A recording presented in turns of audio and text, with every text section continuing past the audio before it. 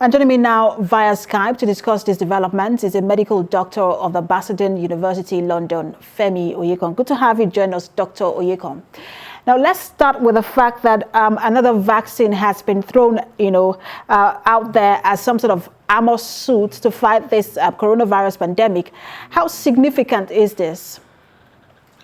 I'll say to a large extent, considering where we started from, this is a huge development, especially for the cover that is being led by the World WHO. For most developing nations that may not have the sophisticated facilities to store the Pfizer and Moderna vaccine that needs to be stored at extremely low temperature of about between 20 to minus 80. That's for both vaccines. Now, the Johnson & Johnson's vaccine is a welcome development in the fact that it can be stored for over 3 months. That means even if it's not produced in Africa, it can be shipped across and distributed. And at the temperature of between minus 2 to 10, I think that this is a huge applause for the team that came up with this development. And I think that it's a very welcome development. Let me put it that way. This is supposed to mean more. This is supposed to mean that more people will get vaccinated.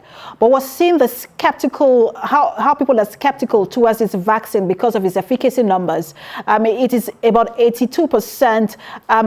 Its efficacy number for severe illness is 82%. When you look at the moderate illness, it's 72%, and overall for death is 100%. It has efficacy rate of 100%. So what do these numbers mean when you compare them with that of other vaccines? Okay, first, I'll start with the 100% death prevention. And then when we talk about severe hospitalization, that's talking about patients that are likely going to go into ITU. That has also been reduced significantly. But when you compare it to other virus or other ones like maybe the AstraZeneca, Moderna, Pfizer vaccine, the fact that they said the efficacy rate is significantly is slightly lower compared to maybe 66 or 72 that you rightly mentioned. In a way, you're looking at it on the fact that at the time this Johnson & Johnson's vaccine was being tried, there were now more variants that were clinically very potent. So it in a way affects the level of efficacy. But I possibly will be looking at it differently. Let me be honest from this point, that if you're looking at it from the scientific point of view, that this is a modified adenovirus that has also a modified adenovirus, which makes it a DNA vaccine, and also has a modified form of the spike protein in such chemically redefined way that it's capable of triggering immune response. So our main focus should be, is this vaccine capable of triggering immune response? It's potentially and has the capability of stimulating immune response, which is the most welcome development in all of this. That means anybody that receives this vaccine must develop antibodies. Now, the level of antibodies is now what is now subject to debate. Is it going to? But the good thing is the fact that it can prevent death by 100%. Nobody who has received it has died of COVID vaccine. That's where I think our focus should be. Let's talk about that debate where you just said that the immunity response is where, that is what is subject to debate. We do not know for sure the duration of immunity for these vaccines. Is it 5 years? Is it a lifetime? But when you look at these efficacy numbers, does it then mean that, for example, if the AstraZeneca vaccine can give a duration of immunity for about 5 years, that the Johnson & Johnson duration of immunity would be lesser? I don't think so. I don't think so. Because one of the things you need to look at is the fact that the same protein that is going to, the same antibody, if the Pfizer one produces an antibody that responds to coronavirus, the Johnson & Johnson's vaccine too will also produce an antibody that responds to coronavirus. And now these antibodies are not going to say that I'm responding to Pfizer or I'm responding. They are just proteins. that once they sense something like, once the body is capable of stimulating it to like an identical pathogen that behaves like coronavirus, then the body now has a mechanism of developing these antibodies. These antibodies do not know the name of the vaccine you are taking. They are just proteins that are coming out to fight coronavirus. Now, the only difference is, do we have enough studies over time? But say that these viruses are the vaccine are going to be effective for 2 years, 4 years. That we've not gotten to that part of the study yet.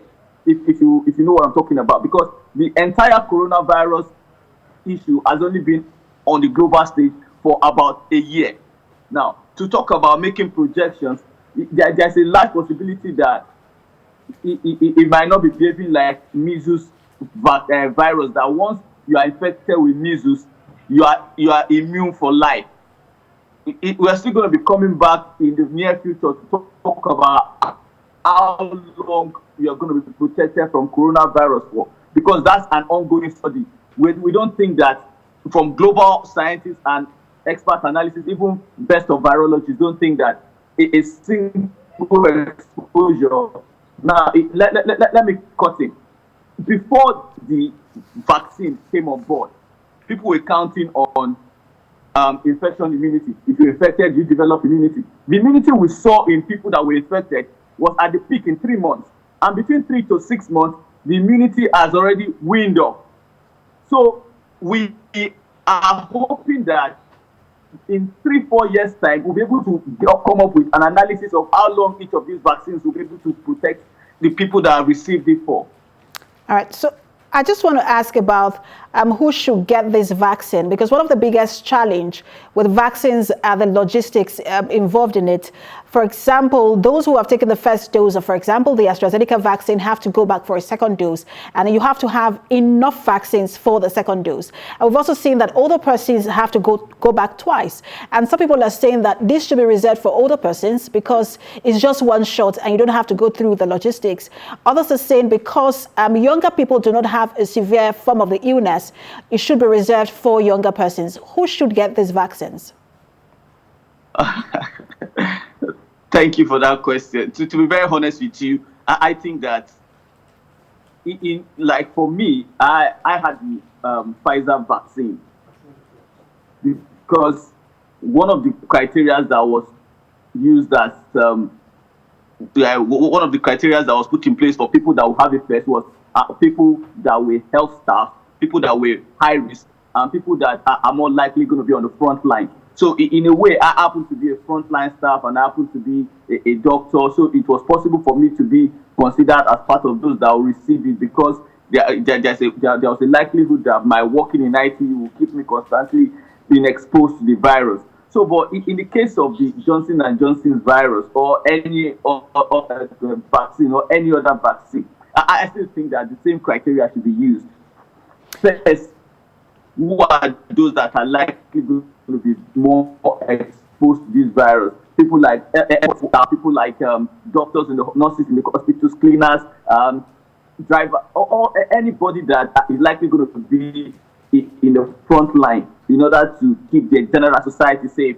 It should be prioritized, including police and all of that. And then you're now talking about what are the next phase. But I also think that giving this vaccine, because of the ease of giving it out, and it's very likely this is the vaccine that is going to be predominant in Africa, because I think it's quite, even though the price is about $158, but I think with the WHO effort to serve as a buffer, Africa is going to be having a lot more of the Johnson & Johnson vaccine. But because you mentioned Africa, I just want to quickly butt in. South Africa and Cote d'Ivoire have received the COVAX vaccine. Nigeria will be receiving the COVAX vaccine Tuesday, which is tomorrow. I just want to get your thought on that in terms of how prepared you think we are in Nigeria for vaccine distribution, whether training of health workers and storage. Well, in terms of storage, I doubt if Nigeria has the capacity to store the Moderna or the Pfizer vaccine. But I know very, very well that tertiary institutions have the facilities to be able to store the one from AstraZeneca and the one from Johnson & Johnson is made available.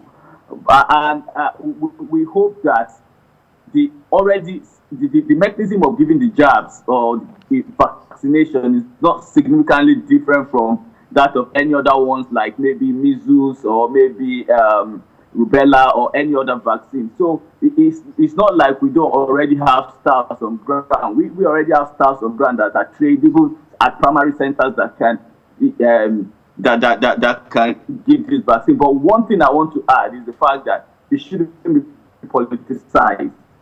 It shouldn't be politicized. The guidelines for giving out the vaccine should be made very clear. Another thing I wanted to add to this is the fact that just like South Africa are partnering with global companies like Johnson & Johnson, Pfizer, AstraZeneca to see that they involve in the trial, and in a way, it makes sure that South Africa becomes one of the first African countries to be receiving this vaccine. Nigeria should also step up its game, because if we're going to be seen as the giant of Africa, we also need to step up our game to ensure that when trials are going on, we should participate. That is how we can be, even though we are not leading, we are not too far behind. That's the way we can be part of the global change, that the global leadership that the world needs. We need to be proactive. Our leaders need to jump into some of these boats and ensure that we are actively participating. I think that's how we can be useful to ourselves and to the rest of the world. Dr. Femi Oyekan, you always help us make sense of these things. Thank you for talking to us.